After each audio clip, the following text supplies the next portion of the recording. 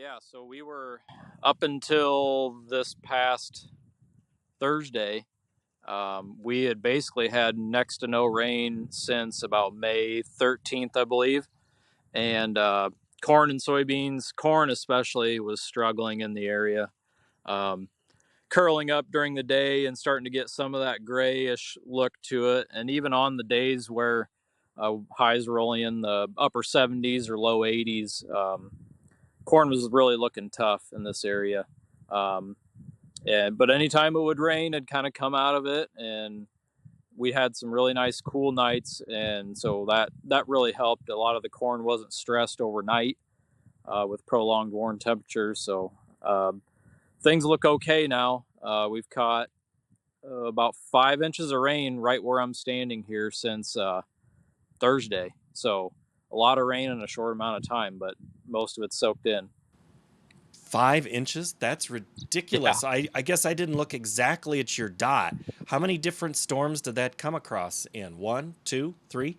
I want to say three. Where I live, just about 5 miles north of where I'm standing, I only had an inch and a quarter for that whole stretch. So even 5 miles, there was over 4 inches of difference in rain. What do you think the area about 50 miles in any direction has had around you? That's about it's about the same. It's variable. I think from the map that I saw this morning on the local news, east of here caught a pretty good amount, maybe similar to what I had here where I'm standing.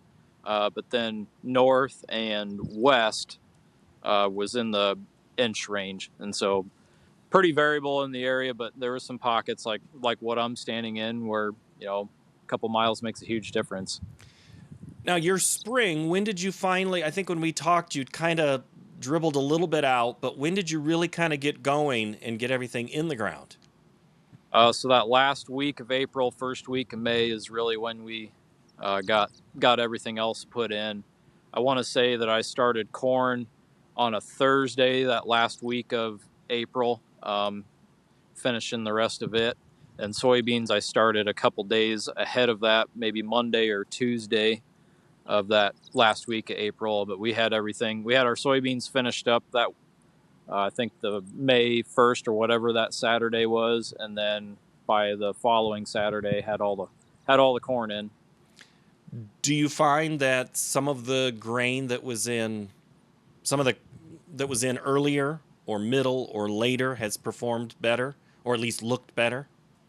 Yeah, I'd say um, maybe the earliest planted is average at best, and then that late April, first week of May is probably the sweet spot, is what it looks like right now here.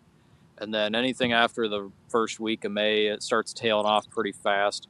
Um, I did have one field of corn that I planted on May 20th that we had spring tiling done on the field, and we were waiting on some rain to do a little bit of field work to get it ready to plant. And we got 3/10 of rain, I think the 13th or 14th of May, which allowed us to do what we wanted to for getting the field ready to plant. And then I waited for another rain chance that never came. So about a week later on the 20th, I planted corn, and that corn looks the toughest out of everything. It's short, a lot of potassium deficiency pretty much all the way across the field.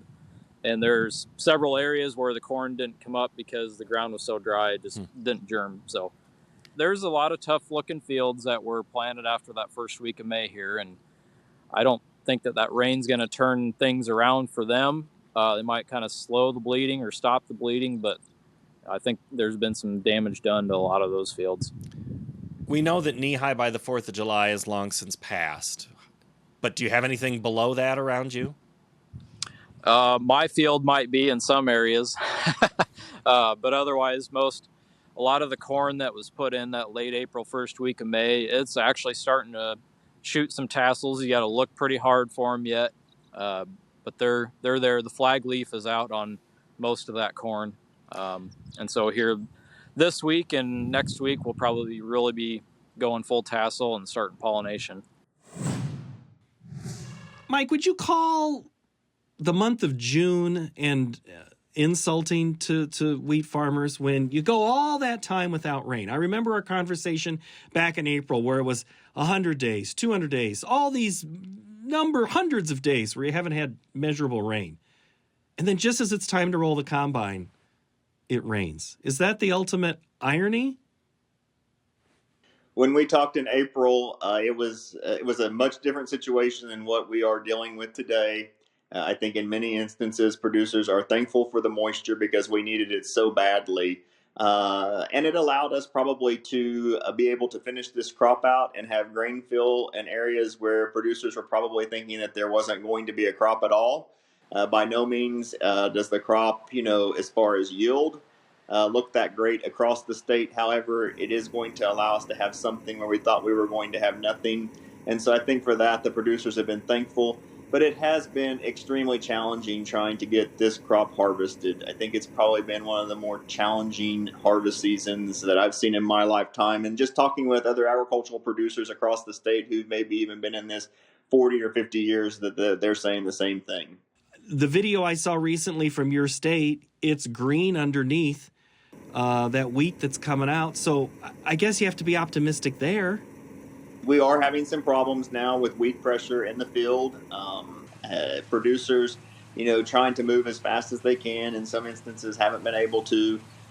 There have been some producers have decided to just abandon fields that they thought that they were maybe even going to be able to harvest, even after they had made those management decisions back in April and May. Now that the weeds have taken over, and so now they're going to end up cutting that and baling that for hay.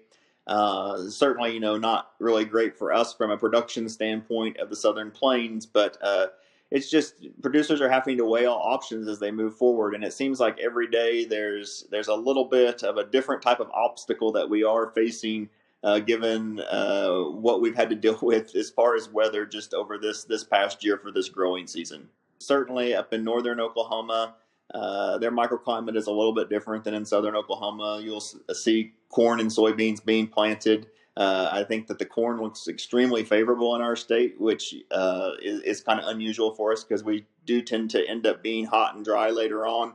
I think the verdict still probably will be out on that if you look at the future forecast. But things do look different from a standpoint of the summer crops that are out there right now. And even in the Panhandle region where they have had moisture, I think producers are hopeful that they're going to be able to irrigate from here on out and maybe have some opportunities with summer crops. It is really amazing what you can do if you just get a little moisture from Mother Nature in that region. The full discussion will be part of the MTOM release on Tuesday.